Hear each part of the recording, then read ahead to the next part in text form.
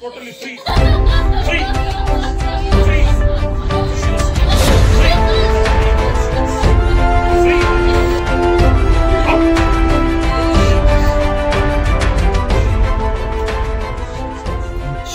मला असं झालं का नाही, लय उलटी झाली आणि ती मला विचारती मावशी काय झालं, तर मी म्हणले मी लय फार मोठ्या दुखण्यातून उठले बाई, माझे लय हात पाय गळून गेले.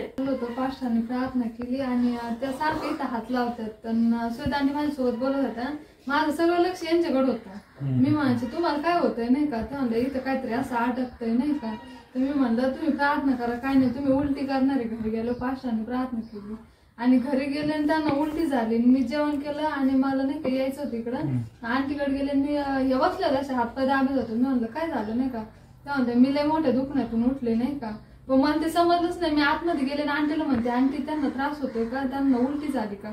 आंटी म्हणते आता तिला उलटी झाली आता आणि त्याचे आता हातपाय मोकळे झालेत नाही का. मग त्यांनी सांगितलं की मला आहे ना असं अंग भरल्याने वाटतंय माझं नाही का, पण मी लय मोठ्या दुखण्यातून उठले.